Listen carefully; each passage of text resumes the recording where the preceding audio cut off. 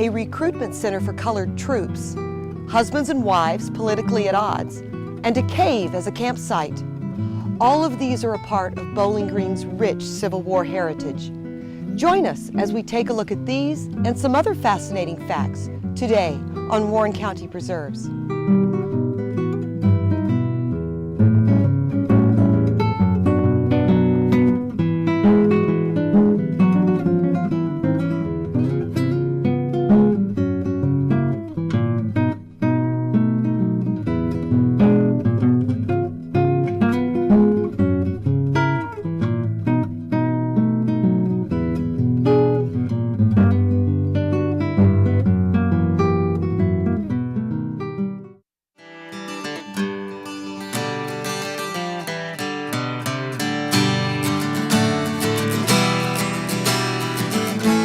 Visit Lost River Cave and Valley July 23rd and 24th for their Civil War Living History Weekend.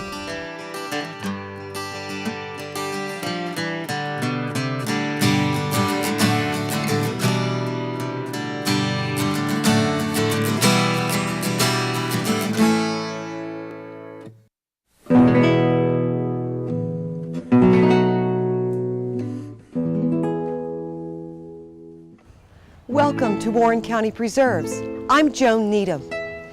Even though there were no battles fought here during the Civil War, the stories in this area help bring this important national event into its full perspective.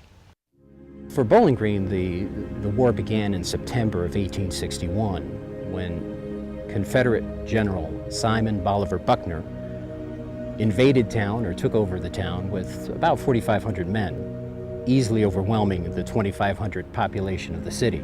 And they began to build fortifications on all of our hilltops and also major ferry crossings, boat landings, of course the train trestles, the roads. All of these were covered by the essentially military fortifications. Behind the lines in Russellville, Kentucky, in November of 1861, the Secession Convention took place, and it was decided that Kentucky would secede from the Union and become its own state and could then join the Confederacy. All right, all of that lasted for about 5 months, roughly, because in February of 1862, after the fall of Donelson and Forts Donelson and Henry, the Union took over Bowling Green. Bowling Green was important to the Civil War era for a variety of reasons. One being that it was a hotbed of controversy. We had very rabid secessionists here who were very supportive of the Confederate cause. And at the same time, we had some of the leading citizens of the community very much involved in the Union sympathizing group. Secondly, we were in an important strategic location because of the Barren River and the Louisville and Nashville railway system that had come through the city.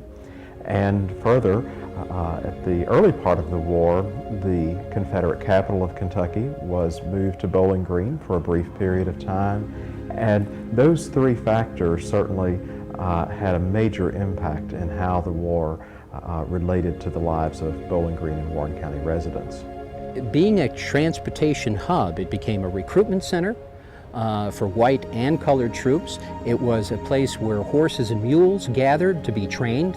You know, 19th century warfare required massive numbers of horses and mules. It was a hospital, convalescent center. We had all kinds of hospitals in Bowling Green.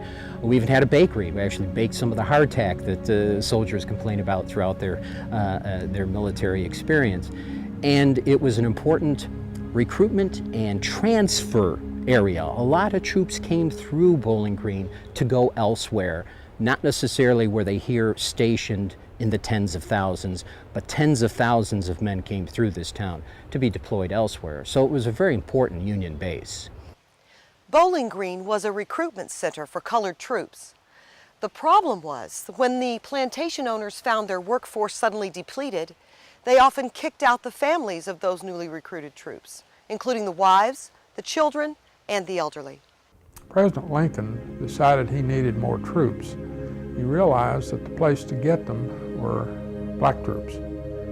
He had previously sort of stayed away from Kentucky and had not been involved in recruiting blacks in Kentucky, but he finally had to do that. So his deal was, join the Union Army and you'll have your freedom. Well, Bowling Green was one of, I believe, 11 or 13 places to join. The thing that they did not do is provide for the wives and children of these slaves. So basically, they left the farms, plantations, if some people called them that, and the owner looked up and his labor force was gone. But here were children and wives. And he said, get out, leave. Well, the federal government had not made arrangements to take care of those people.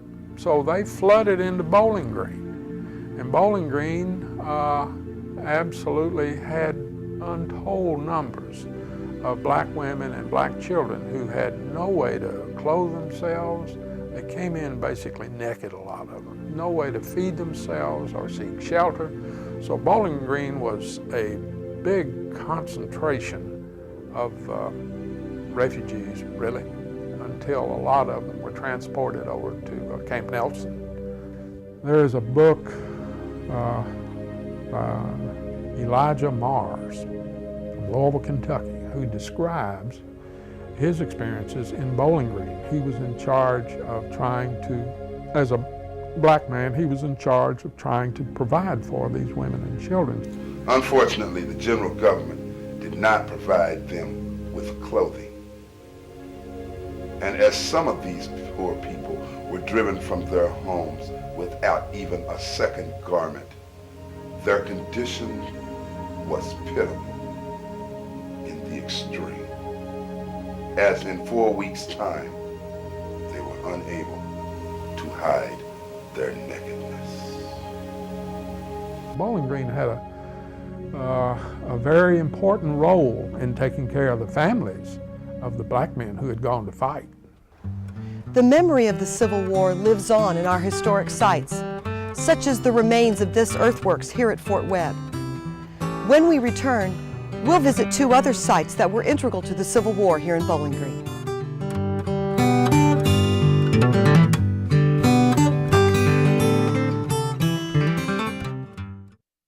From Fountain Square to College Hill to Magnolia, our local history is reflected in the diverse architecture of our neighborhoods. New Kentucky Preservation Fund grants are available to public agencies and nonprofits for preservation, land use planning, public education, and outreach. The Bowling Green Warren County Historic Preservation Board is one of the first grant recipients, with their goal of increasing awareness of our community's rich heritage. So in the future, Warren County's historic buildings will continue to have a story to tell.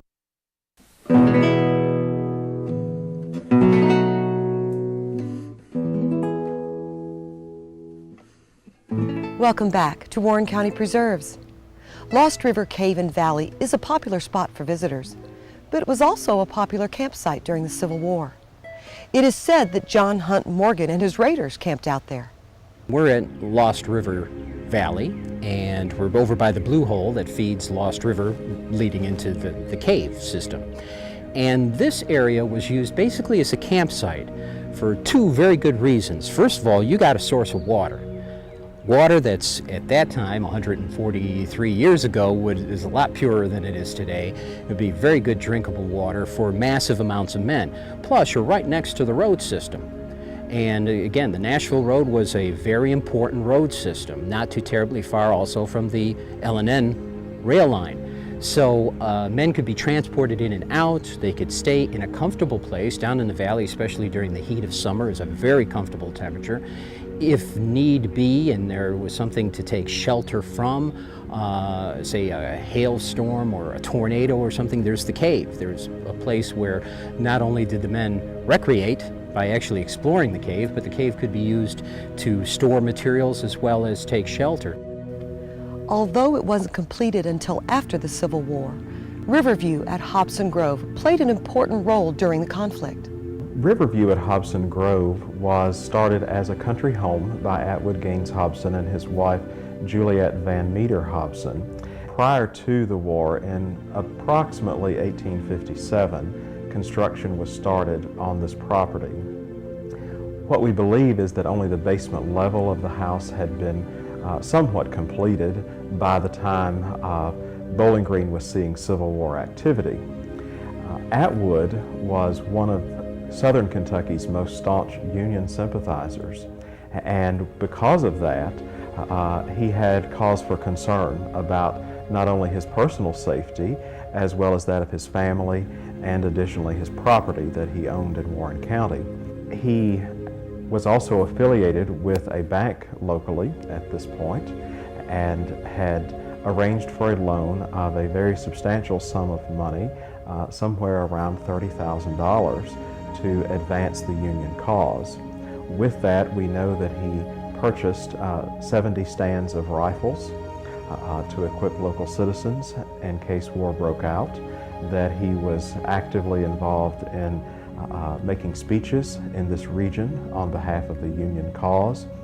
We also believe that with that money that Atwood had borrowed to advance the Union cause, that he had hired a French military professor to come to Bowling Green, and that professor created and started training a young group of boys, really, in the community known as the Bowling Green Zouaves. And according to the Josephine Underwood diaries at the Kentucky Museum and Library, Josie writes about her brother Warner and William Hobson and other young gentlemen in the community, and how daring they looked in their Zouave uniforms that were bright scarlet red and were very colorful.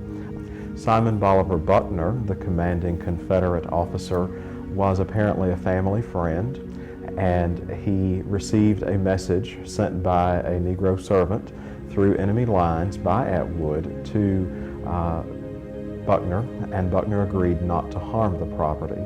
Instead, he filled it with Confederate ammunition. We understand from Margaret Hobson's writings that the family tradition is that he cut timber off the property and used that to weatherproof the structure at that point, and that's how the house made it through the war years.